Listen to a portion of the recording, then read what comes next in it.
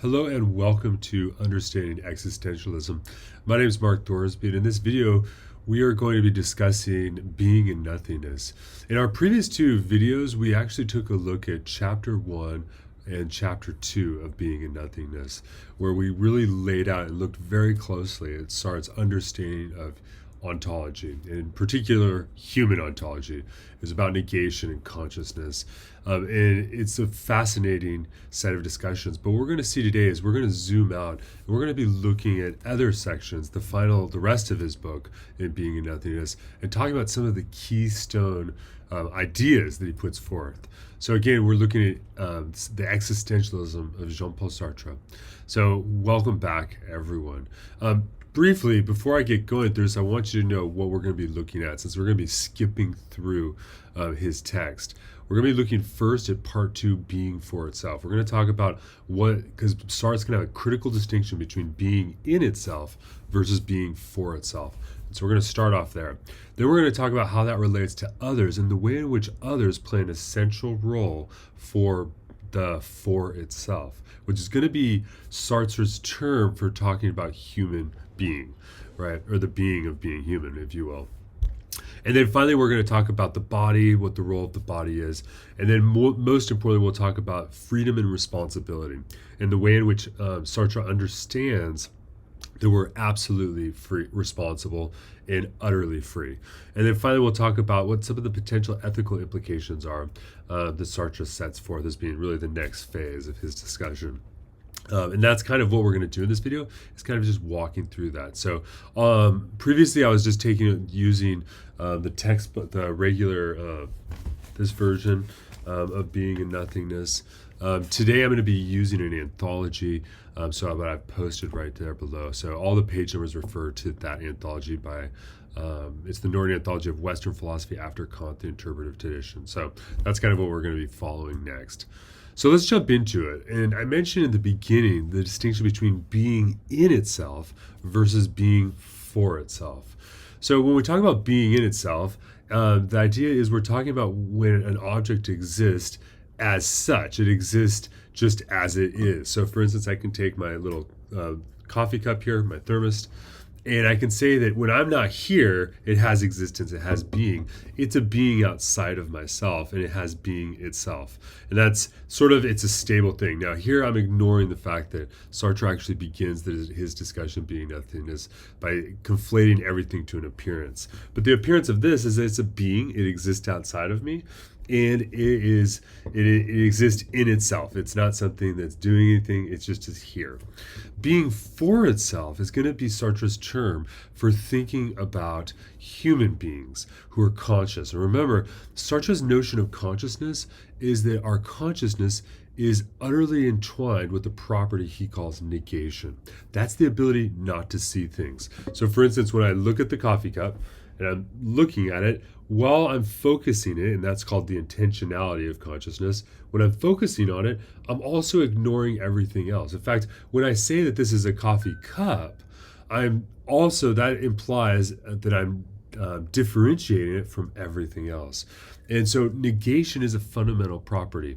And ultimately, the reason this is important, we saw this in our last video, is that as human beings, there's a property we have where we live in bad faith, where we don't want to recognize that we have this, we don't want to recognize our own freedom.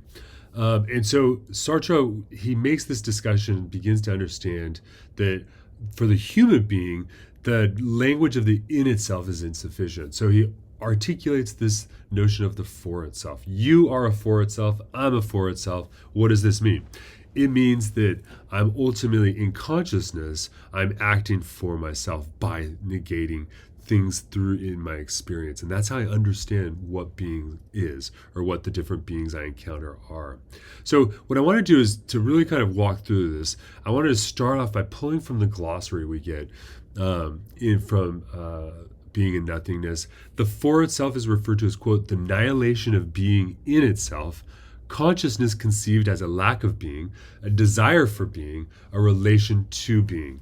By bringing nothingness into the world, the for itself can stand out from being and judge other beings by knowing what is not. Each for itself is the annihilation of a particular being. So that's what the glossary says, and I think it's going to make sense as we walk through the video today. So first off, the way you can understand the for itself is that it's constituted as a circuit of annihilation. Now that's my language, not Sartre's, but it's a relationship, he ultimately says. The for itself is a relationship we have with ourselves in terms of negating ourselves, right? So it's a circuit of annihilation. Sartre gives this. He says the for itself as the foundation itself is the upsurge of negation. The for itself founds itself insofar as it denies a relation to itself, a certain being or a mode of being. What it denies or annihilates in relation to itself as for itself can only be itself. The meaning of human reality as annihilated is constituted by this. Now, that can be a difficult set of things to make sense of because the language is fairly difficult there, obviously. It's kind of like Yoda speak. But what is he ultimately discussing? If we put it in the full context, the notion here is that I have a property in consciousness that's fundamental to my awareness of all being, which is this property of negation. And this property can't be created by anything because nothing can't come from something and something can't come from nothing. So this property of annihilation is fundamental to my orientation. But the question is, what is my orientation to myself? And in this way, when I try to understand who I am, I also do it through a means of annihilation. And that means that the for itself is actually a relation. It's a relation that we have in a mode of being, i.e. through our consciousness, to ourselves.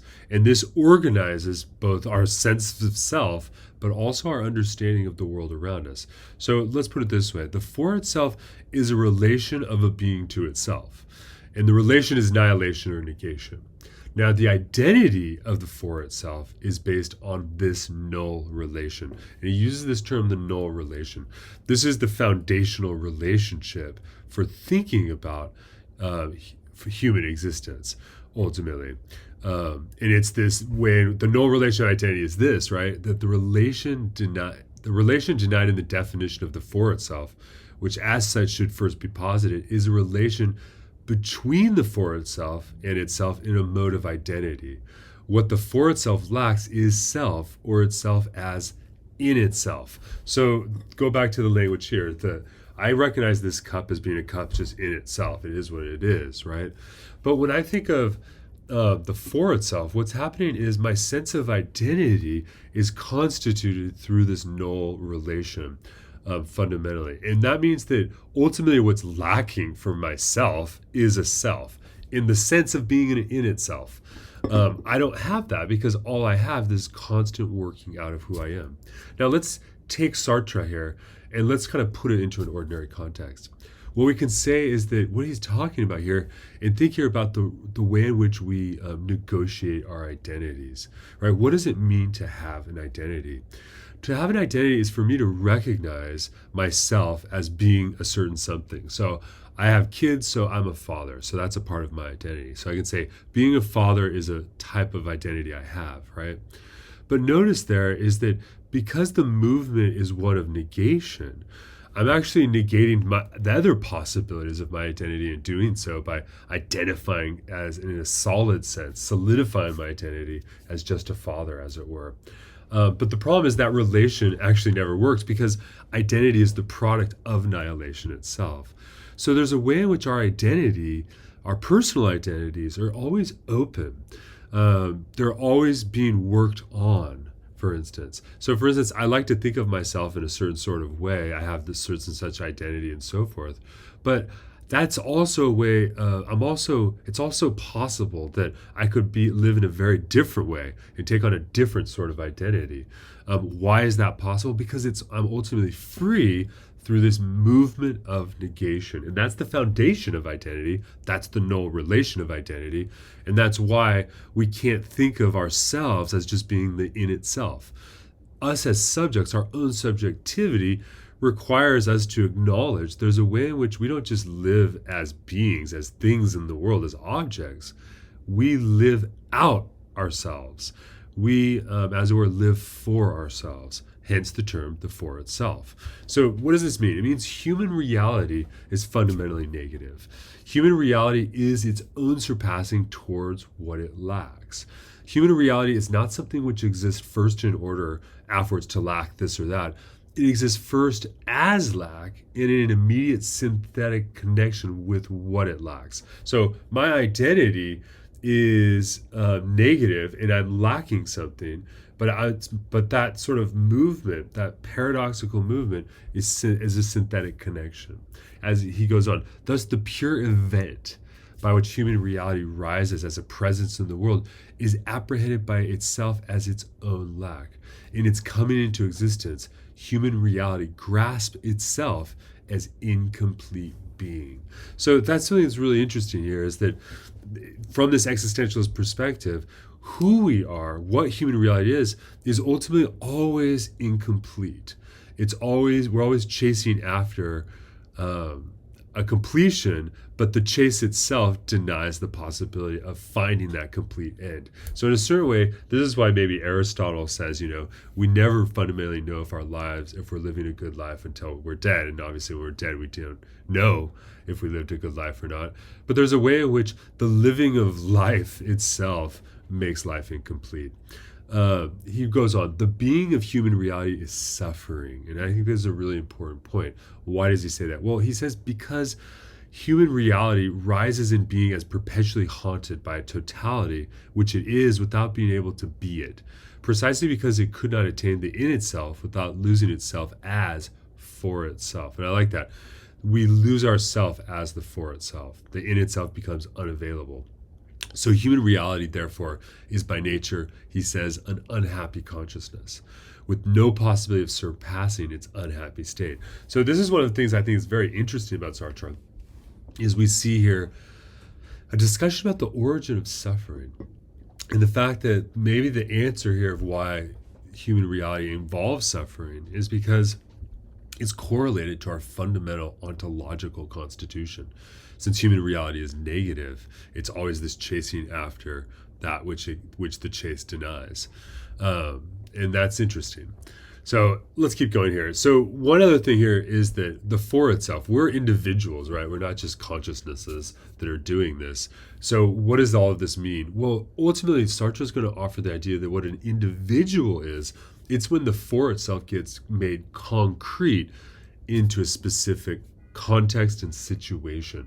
So he writes, the concrete consciousness arises in situation, and it is a unique, individualized consciousness of this situation and of itself in situation.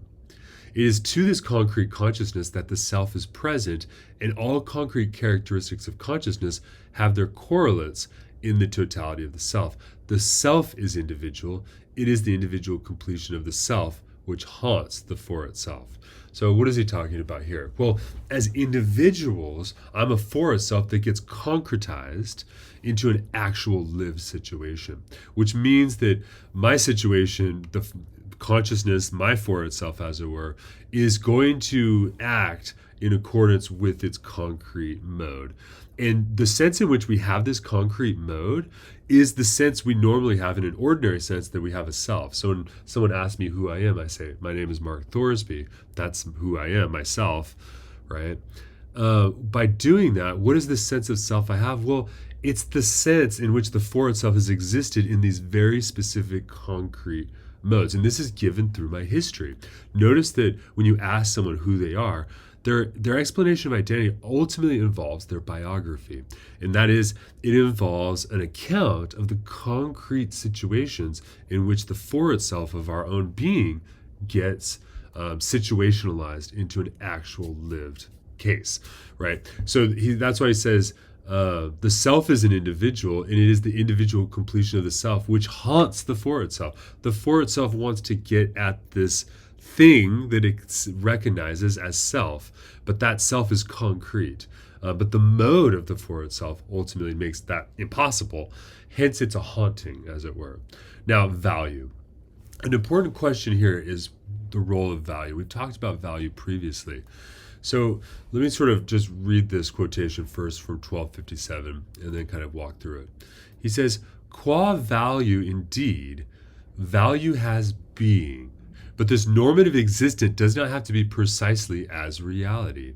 Its being is to be value, that is, not to be being. Now let me stop there. What is he talking about? As human beings, we value things, right? So for instance, I have a cell phone here and it's worth so much money, so has a value to me, right? In some sort of way, right? That value, so you can ask yourself, well, what is value? Does value really exist? This is existentialism after all. And what you can say is, yes, value does exist, but it doesn't exist in the same sense that other things in our reality exist, right? It's not in with the beings, right? Because what value ultimately is, it's a mode of my being, or it's related to my mode of being. Let me go on. He says, thus the being of value qua value, that means value as value, is the being of what does not have being, right? So because the value as value element, that exists for me, right? Because notice value is also a sort of negativity. To value one thing is to not value others. So to take it as a being is to risk misunderstanding its unreality, and to make of it, as sociologists do, a requirement of fact among other facts. So here we have Sartre emphasizing there is a way in which value has reality, but it's not a fact like the way that this cup is in my hand is a fact, right? So we have to be careful here, and Sartre seems to be indicating ways in which other disciplines may misunderstand the ontology, and he's giving sociology as an example, misunderstand the ontology of value, and therefore really commit some sort of existential fallacy in their discussion of value as just a fact among other facts. So what is value? Well, value is beyond being, he says. I realize there's a little spelling error there, but it's beyond being is what it's written. And what that means is that I have my being, and value is that which I'm seeking after, right? Human reality says is that by which value arrives in the world. So values only exist where there are human beings, or where there are other beings who have a for itself kind of consciousness, right? But you can't, like an alien, if they've never seen life on Earth at all and looked down on this planet, they wouldn't be able to observe values, right? What they would do maybe is deduce that it's us who recognize values. Why? Because values are fundamentally bound up with human reality. Values are really, you can understand, is they're that towards which the for itself surpasses itself, right? It's the goal that the for itself, that I, in my consciousness, in organizing my existence towards, right? So value is that towards which the for itself surpasses itself. So I go beyond myself in the direction of the values I hold, right? Whatever those values might be. So every value-oriented action is a wrenching away from its own being towards, right? Values pull you in a certain direction, and in that pulling, there's a way in which I negate myself. So there's a way in which the being towards, I lose myself in the values. It's a being beyond, or beyond being, as he says. So, okay, thus value taken in its origin, or the supreme value, is the beyond and the for of transcendence. And so here's what you can think of. When we talk about the for itself, value is the for, right? Whatever the for itself is organized towards, that for is a value. So that's the structure, the ontological structure of what a value is. Value is the foundation of annihilation, he says. Why? Because I act in accordance or towards the values that I have, and in acting that way, I negate other potentials and other possibilities. So the movement of my annihilation is ultimately grounded in the values that we hold. And what this means is that value haunts freedom. Haunts is an interesting term. Maybe we could say that means that value has some sort of relationship to our freedom in a way which doesn't deny freedom but complicates it. Because we are free to do whatever we want, but there's a mode by which the for itself is directed towards values, which means there's a way in which freedom, is something of a negotiation. And so there's a good question here is exactly what is Sartre's understanding of this term haunt, which he uses frequently? I'm not sure, to be honest. And this is discussed by others, including, I believe, Jacques Derrida. Anyway, let's keep going. Let's look at part 3, and let's talk about others and otherness. Now, one of the ways in which Sartre is going to talk, so the for itself exists in a world of others. We're talking about human reality after all. So what is the relationship that I have when I recognize an other in my world? Well, by other, we mean something very special, right? We're going to say that the other is when I recognize another for itself, right? So I'm talking about the other for itself. I'm not talking about this as other. The other with the capital O is really talking about another for itself.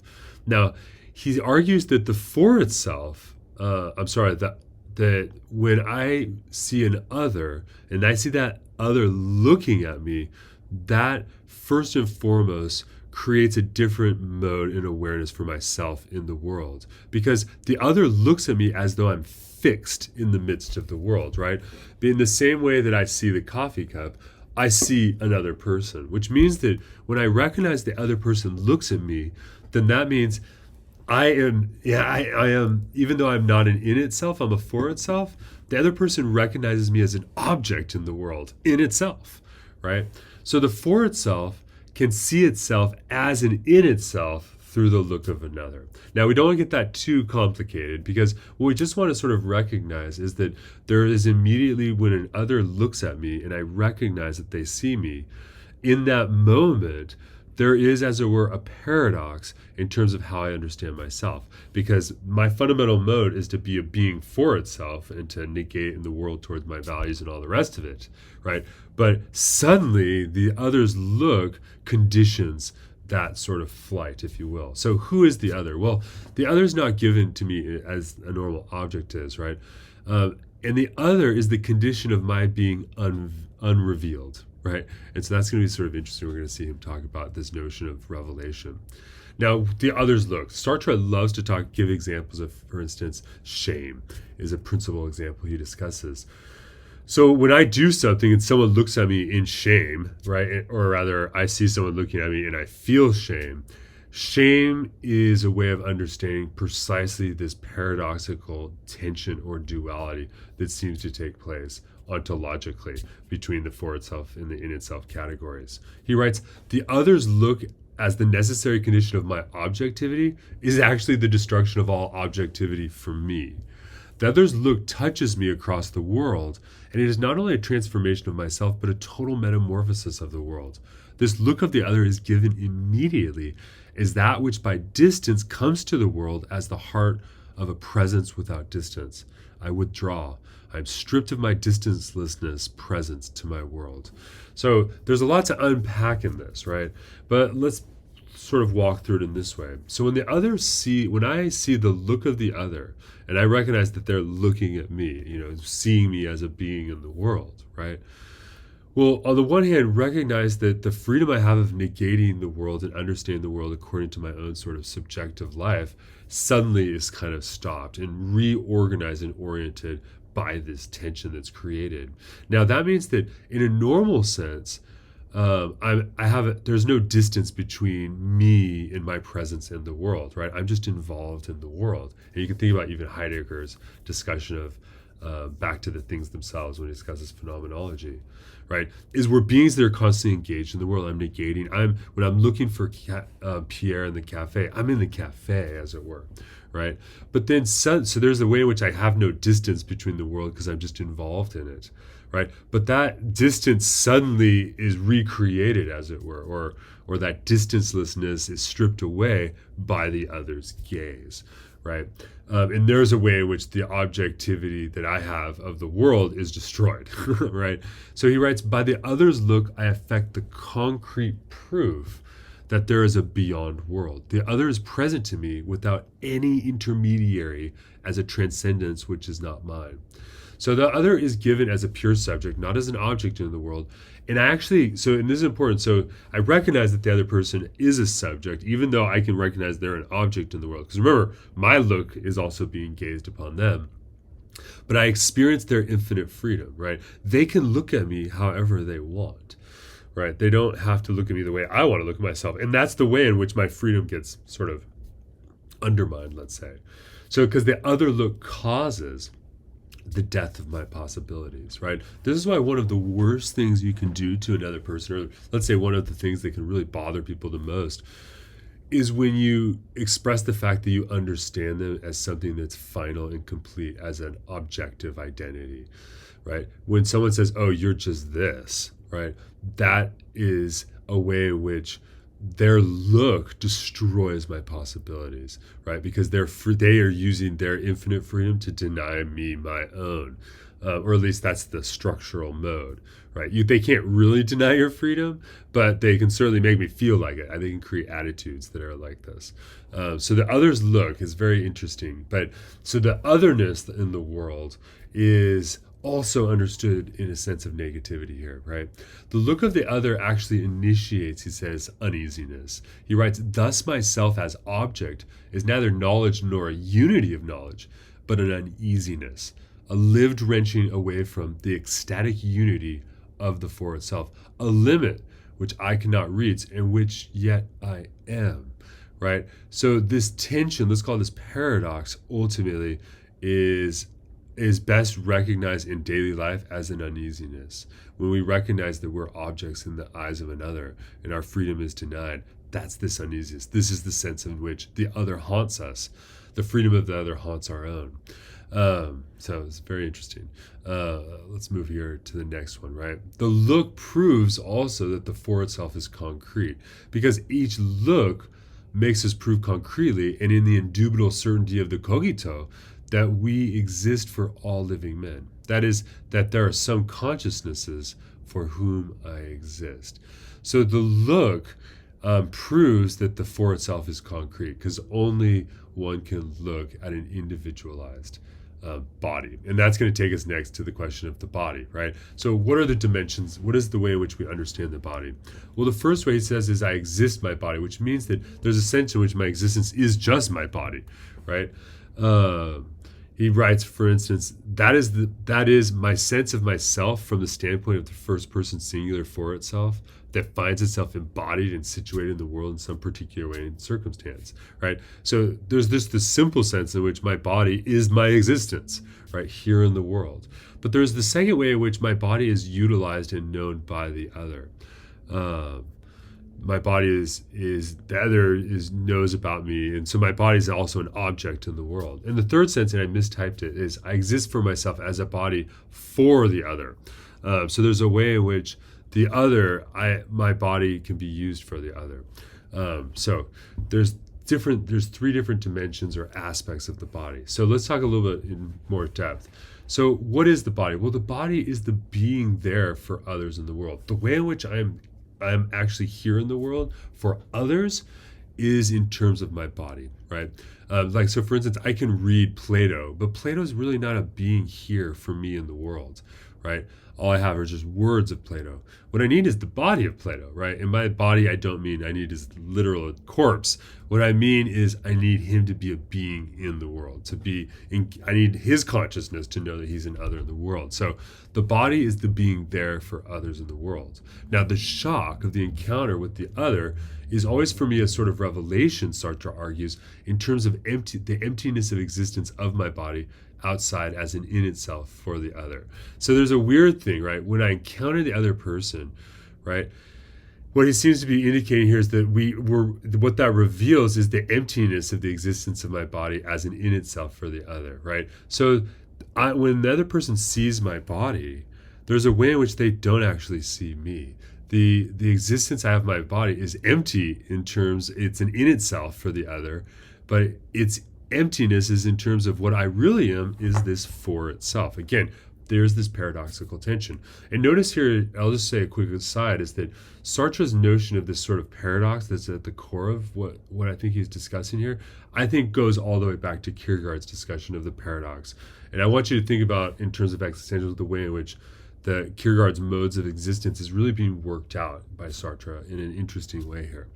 But let me keep going, right? He says, my body's depth of being is for me this perpetual outside of my most intimate inside, right? I only get the inside. I can never get the outside of my body. Of course, I can see my body. I can look around and see my hands. But it's still outside of this mode of consciousness that I have as for itself. He writes, my body is there, not only as the point of view, which I am, but again as a point of view on which are actually brought to bear points of view, which I could never take. My body escapes me at all sides, right? There's a way in which I'll never be able to see my body, and it's always escaping me, but it's always in view for the other. And this is why he argues at 1264, my body is designated as alienated. In other words, my relationship to my body is one of alienation, in the sense that clearly my body is me. I exist. That's the first characteristic of existence for the body, is that I exist as a body.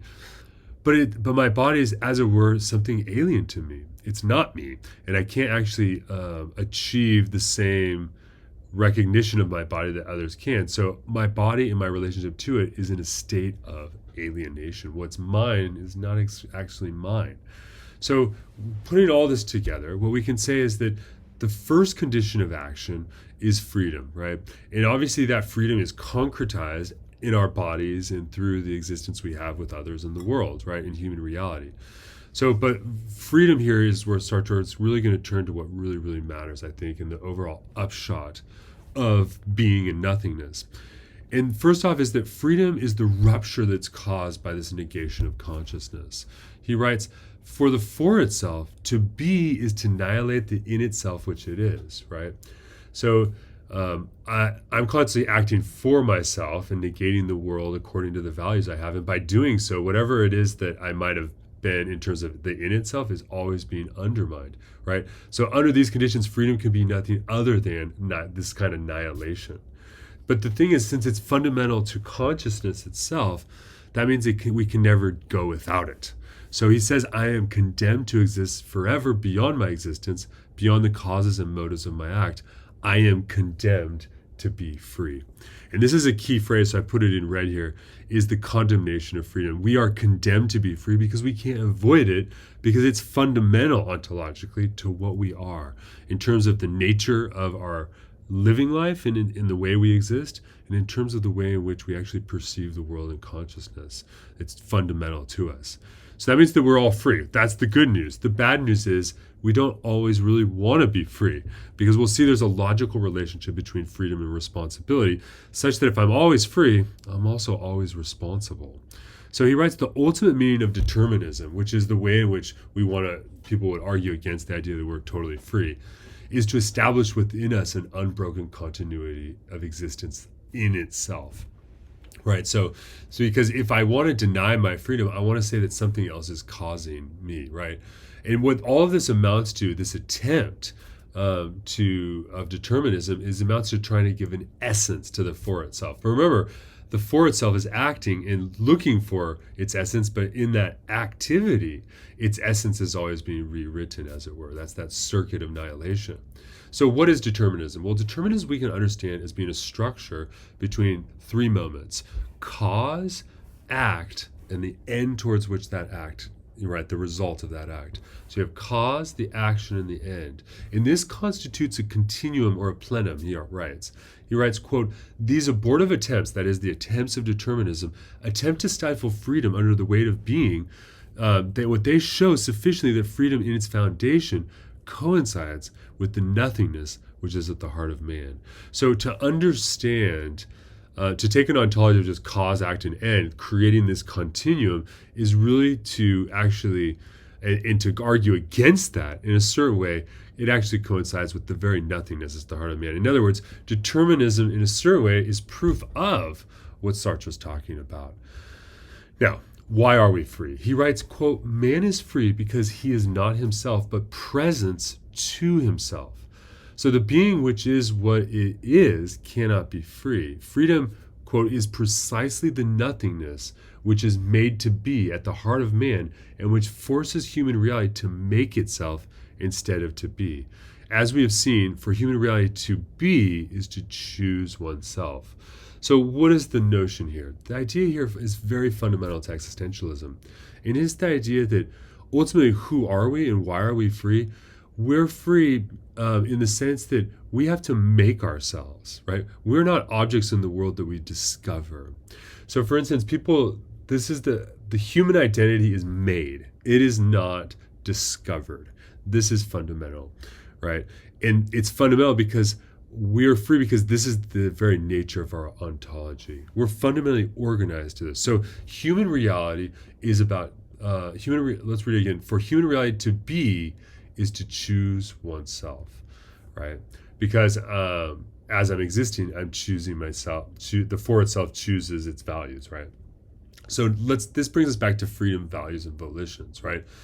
Human reality cannot receive its ends, as we have seen, either from the outside or from a so-called inner nature. It chooses them, right? So because human reality is fundamentally negative, nothing can cause it, because something can't come from nothing and nothing can't come from something. And so that means that there's nothing outside of me or some inner nature which forces me. Human reality is chosen, and the ends are a choice, right? Quote, "It is therefore the positing of my ultimate ends which characterizes my being and which is identical with the sudden thrust of the freedom which is mine.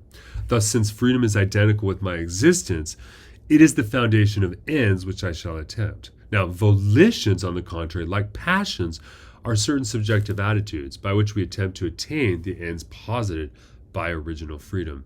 And here we have to recognize the difference between the ontological investigation Sartre is doing here and the difference between our average everyday experience of freedom, which we experience as volitions. Those volitions are attitudes. They're subjective attitudes we take towards the world in our action, but they're ultimately occur and are based upon this notion of original freedom. So ultimately the question is, how do we understand what's the solution to the problem of being? He answers this. He says, we are the solution to the problem of being. Why? And in what way? Well, remember, let me read this quote and then try to explain it a little bit. He says, through the internal negation, by denying that we are the world, we make the world appear as world. The value of things, their instrumental role, their proximity and real distance do nothing more than to outline my image. That is my choice. So what he's arguing here is that the world itself is given through my mode of the for itself. So to understand what beings are and what our relationship to and what it means for us to be beings in the world, ultimately we have to understand who we are in order to answer that question. We become the solution to the problem. Now, this helps us, and Sartre returns here to the question of anguish. Anguish is the experience and the aching, if you will, of recognizing my freedom within this dynamic. And the fact that at the end of the day, my freedom is totally free. He writes, the anguish, which then, when this possibility is revealed, manifest our freedom to our consciousness, is witness of this perpetual modificability of our initial project. We can constantly change who we're going to be because we're free. Now, in anguish, we don't simply apprehend the fact that the possibles which we project are perpetually eaten away by our freedom to come. In addition, we apprehend our choice, i.e. ourselves, as unjustifiable. And here's the notion. Because freedom is truly free, nothing causes it. That means that our own choice is unjustifiable. There is no cause that we can point to. And this also is a source of anguish. And what this anguish is a recognition of is the absurdity of our freedom and the absurdity of human existence. He writes, the freedom of the for itself is always engaged. The basis of our choices are ultimately absurd for these reasons, and freedom is the choice of being, not the foundation of its being. Absurdity refers to the unavoidability of choice. We must choose, and not choosing is a choice. So this brings us back to freedom and responsibility.